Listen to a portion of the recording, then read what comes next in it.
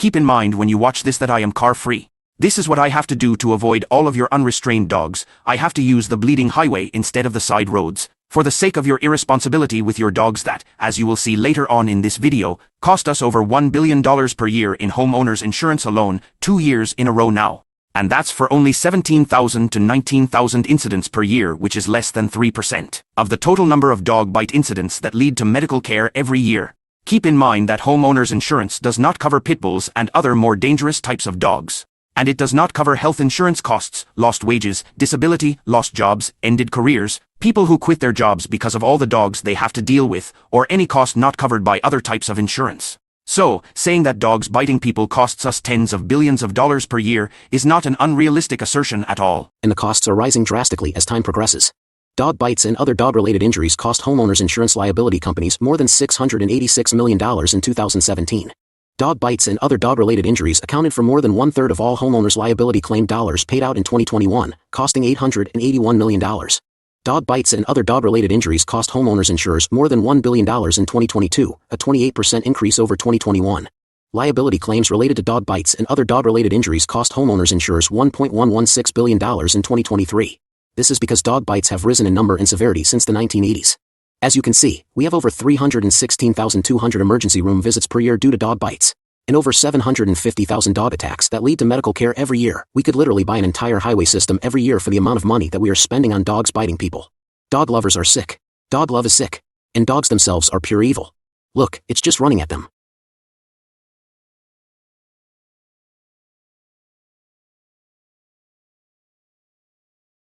And the only way this is going to end is when the laws become severe enough that dog owners are forced to be responsible for their dogs.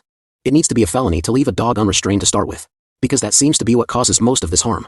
You know you are putting people at risk when you leave a dog unrestrained, so there is no excuse for it.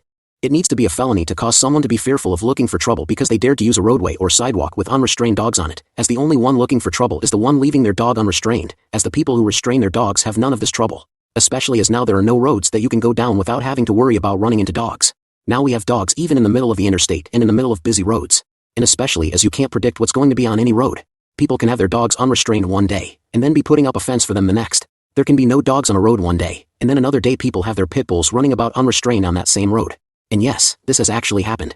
Only psychopaths think that people should have to avoid using a road or sidewalk because they want their dogs unrestrained. Any normal dog owner not looking for trouble would just restrain their dogs so people can use the roadway or sidewalk in peace. It needs to be a felony to cause any person or any animal any level of trouble or harassment or stress or harm with any dog, restrained or not, whether directly or indirectly, such as when a dog harasses a horse for just standing there, especially when the horse ends up cutting itself up in a barbed wire fence after being spooked by the dog, or in some other way is harmed by being spooked by the dog. And people need to have the right to terminate any dog, even by firearm, within accessible proximity to any person or animal for any reason, as dogs many times attack with no warning at all, and non-lethal can be unreliable, even on some small dogs, and as non-lethal can blow back on the user, and if used indoors can aerosolize and blind everyone in the room. Accessible proximity means that the dog has the proximity necessary to harm another person or animal, whether directly or indirectly, such as by spooking a horse into harming itself as it tries to run away, such as when a horse runs into a barbed wire fence.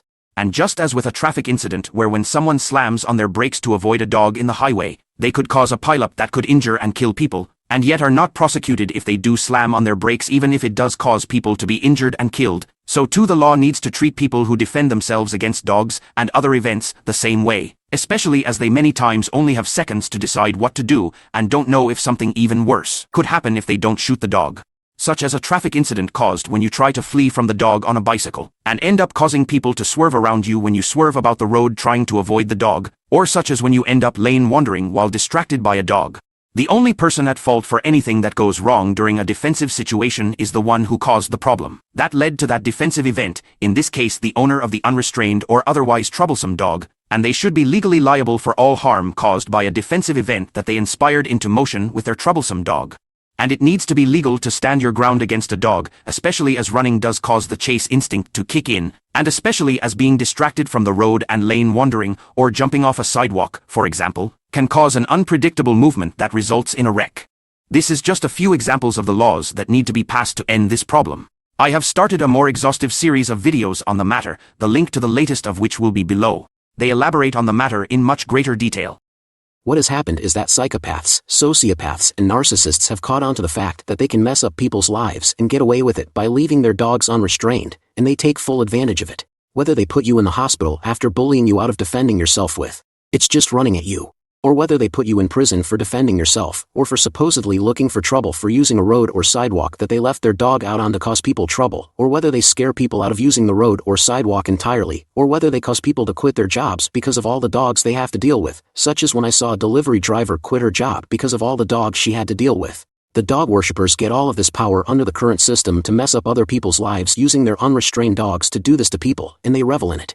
Keep in mind they are admitting their own guilt when they say you are looking for trouble by using a road with dogs on it. They cannot accuse you of looking for the trouble they cause when they leave their dogs unrestrained, without realizing that they, the dog owners, themselves are causing that trouble. They know their own dogs better than you do. And the people that restrain their dogs don't have this trouble when I cycle down the road.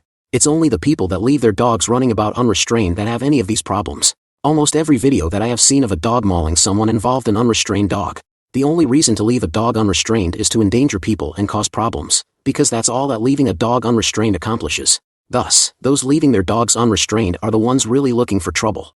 So she's going to pick up the little one in the red jacket, the little bit older ones in the blue jacket, and they're going to cross the street. Now watch what happens with the dog here, as he's going to come over and decide he wants to come over and see what's going on with them and kind of bark a little bit, whatever. That's going to run the little one back to mom, and now it's going to get ugly as the dog's predator drive is going to kick in here, and it's going to start snapping at the girls, and mom's trying to push him off. Now watch the dog here jump in, bite the one in the red jacket, and now grab a hold of the leg of the little girl in the blue jacket. And now mom's kind of trying to get her little one away and just wondering kind of what to do. Grabbing a hold. Dogs are pure evil.